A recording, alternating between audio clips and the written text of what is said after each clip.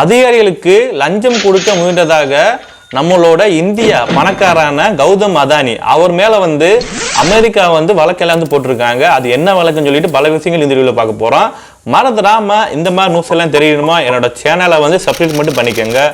Hello, I am Muthuraman. மறந்துடாம உங்களுக்கெல்லாம் கௌதம் அதானி குழு அவங்க ரொம்ப ரொம்ப பிடிச்சிருந்தால் லைக் தட்டி விட்டுருங்க. இந்த நியூஸை பத்தி உங்களுக்கு எடுத்து கமால பின் பண்ணிட்டு போங்க.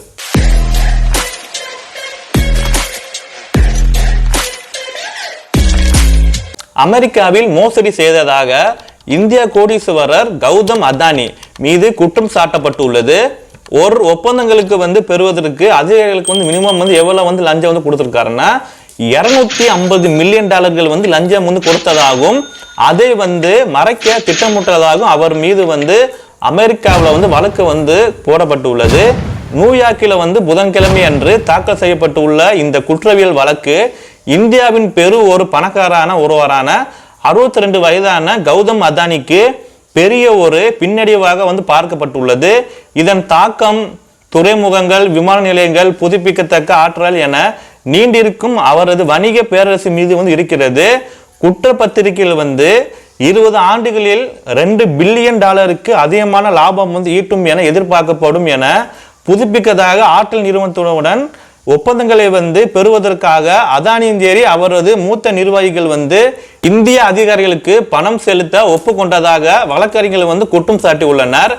இந்த குற்றச்சாட்டு குறித்து கேள்விக்கு அதானி குழுமம் இதுவரை எந்த ஒரு பதில் அளிக்கவில்லை. கடந்த 2023 ஆண்டு தான் உயர்மட்ட நிறுவனம் ஒன்று அதானி குழுமம் மோசடி செய்ததாக குற்றம் சாட்டி அறிக்கை வெளியிட்டது. அதில் இருந்து தாங்க அதானி நிறுவனம் அமெரிக்கா கண்காணிப்பில் கீழ் இருந்து வந்துள்ளது. அந்த நிறுவனத்தின் கூற்றுகளை கௌதம் அதானி முற்றிலுமாக மறுத்து உள்ளனர். ஆனால் அந்த அறிக்கை வெளியான பிறகுதான் அதானி குழுமத்தின் பங்குகள் பெரு அளவில் சரிந்து உள்ளனர். இந்த லட்ச விசாரணை பல மாதங்களாகவே நடந்து வருகின்றது. அமெரிக்காவில் 2022 ஆண்டு தான் இந்த விசாரணையை தொடங்கியுள்ளதாக அரசு வழக்கறிஞர் வக்கீல்கள் தெரிவித்துள்ளனர்.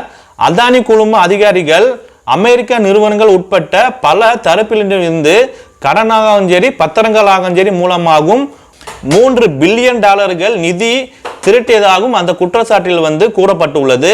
மேலும் அதற்காக தவறாக நடத்தக்கூடிய அறிக்கையை பயன்படுத்ததாகவும் இது கீழ் திரட்டப்பட்ட பணம் லட்ச எதிர்ப்பு கொள்கையை மீறுவதாகவும் குற்றம் சாட்டப்படுகிறது. அமெரிக்கா வழக்கறிஞர் வக்கீல் அவர் பேர் என்னன்னா பிரையன் பிஸ். அவர் என்ன சொல்றாருக்கான குற்றம் சாட்டுகளின்படி பிரதிவாதிகள் பில்லியன் கணக்கான டாலர்கள் மதிப்பிலான ஒப்பந்தங்களை பெறுவதற்கு இந்திய அரசின் அதிகாரிகளுக்கு லஞ்சம் கொடுக்க திட்டமிட்டுள்ளனர். மேலும் அவர்கள் அமெரிக்கா மற்றும் சர்வதேச முதலீட்டுகளில் இருந்து மூலதனம் திரட்ட முயன்ற போது தங்களது லஞ்சம் தரும் திட்டத்தை பற்றி பொய் கூறுகின்றார்கள் என்று தெரிவித்துள்ளனர் அந்த வக்கீல். அதோடு தனது அலுவலகம் சர்வதேச சந்தைகளில் இருந்து ஊழலை ஒழிப்பதில் உறுதியாக உள்ளதாக குறிப்பிட்டு உள்ளனர். அந்த வக்கீல் பேரு பிரையன் பிஸ். அவரும் இவ்வளவு விஷயம் எல்லாம் சொல்லியிருக்காரு.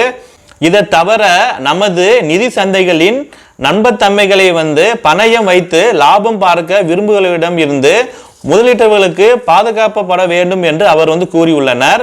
இந்த லஞ்சம் கொடுக்கும் முயற்சியின் ஒரு பகுதியாக பல சந்தர்ப்பங்களில் அதானியே அரசு அதிகாரிகளை நேரில் சந்தித்தாகவும் அதிகாரிகள் கூறுகின்றார்கள்.